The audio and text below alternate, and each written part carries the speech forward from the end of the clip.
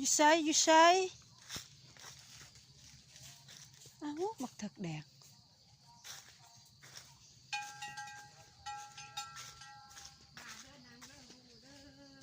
โอ้นอได้โจหลือสิแม่นโจบ่ให้น่ะ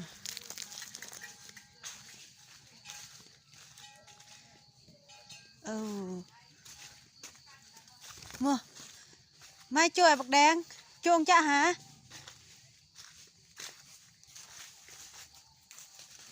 สมาดอ่อยเอ้ย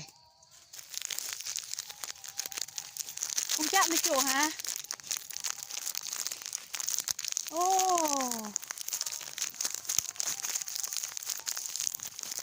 เงินมันจะแบ่งจิมเอ้ยไม่น้อเอ้ย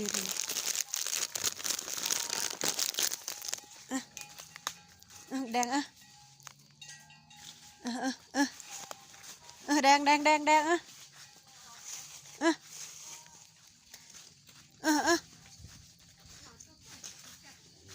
นั่งมันไรเฮ้ยบักเถิกไงอันไกรไงอันแห่น่ะดอกอ้อยน่ะ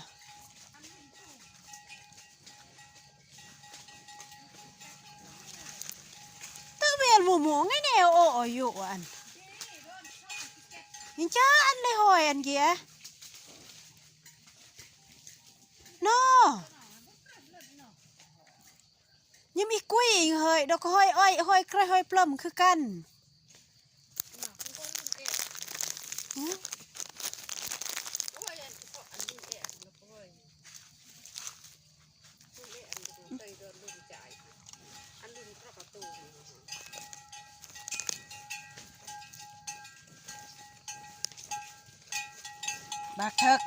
บักเถิกโอ้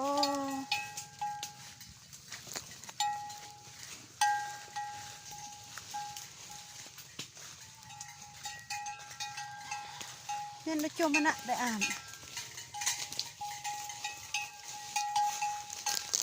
กงเบื่อให้เลยหอมก็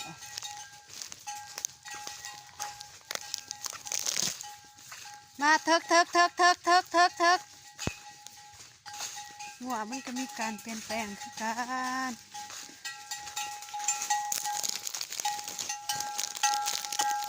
เถิกโอ้โหเด้อบ่เด้อแขนมันใหญ่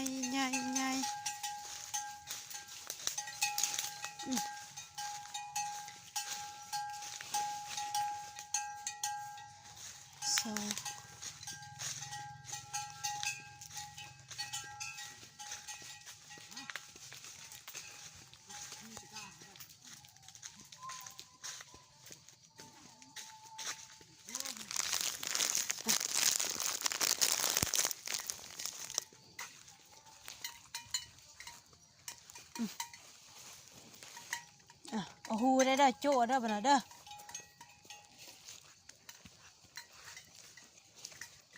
รอมเดินยังไงสมาอ่อยแท้ฮะสมาอ่อยแท้บักเถิก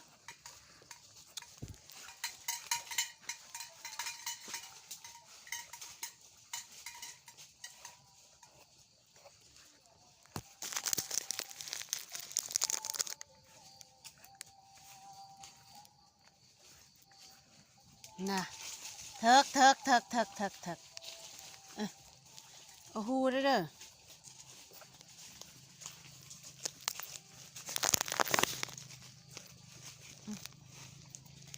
โอ้โหเด้อโจเด้อเนาะอัดอุ้งแอมเด้อตะเวียนเลย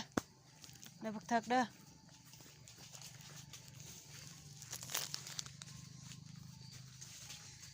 บ่เล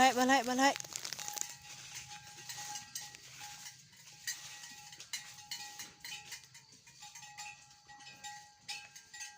แม่ขาวก็เริ่มสิออกแล้วหัวมาแต่ป่าโอ้ยกินบ่อิ่มจักเถื่อเลยเอาหัวเด้อ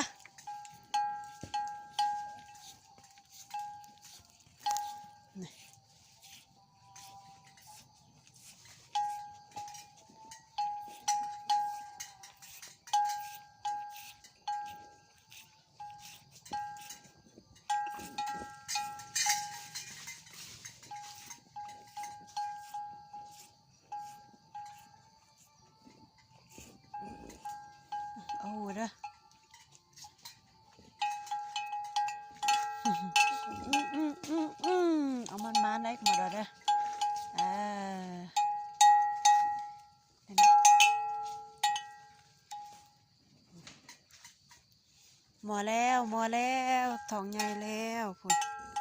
หมอแล้วหมอแล้ว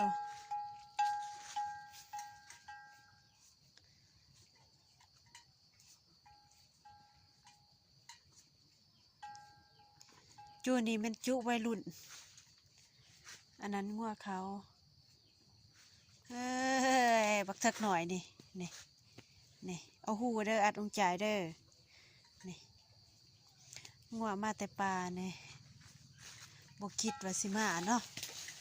ซายะเถิกไอ้ซายะยะเด้อเถิกเด้อยะเด้อยะเด้อเถิกเด้อยะเด้อ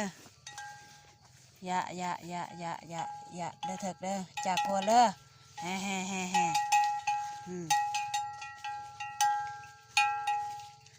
แต่ก่อนนั้นเพิ่นจะอ้วนเนาะเดี๋ยวนี้จ่อยแล้วก็อยากเปลี่ยนสีแต่ก่อนนั้นแดงแดง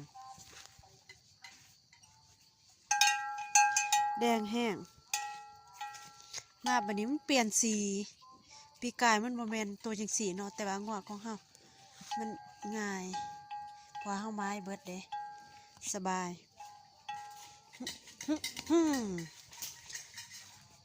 อันนี้แม่นวิธีการเลี้ยงงัวของเฮาง่ายๆเฮาก็ปล่อยเนาะโอ้ยสิได้ไปเบิ่งงัวแล้วแมลง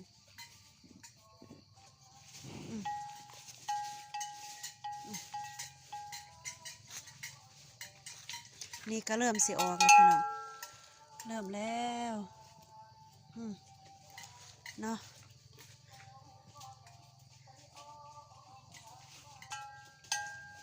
หรือว่าเป็นแม่เพิ่นกับบ่ฮู้เนาะเพิ่นมานำเนาะพอส่วนนั้นเฮาบ่ได้เบิ่งกำลังมาเบิ่งหัว 2-3 ปี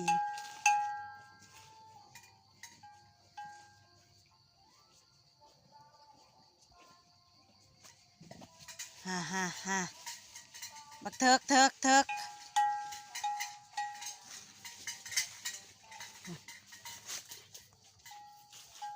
หิวตีเฮิงเราบ่ได้กินเกลือ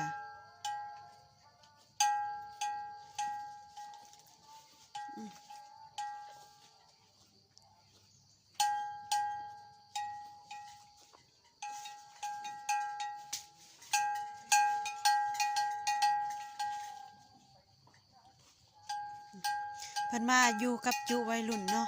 น่าจะมาเมื่อคืนนี้เนาะถ้าเถิกคำว่าเป็นโจเถิก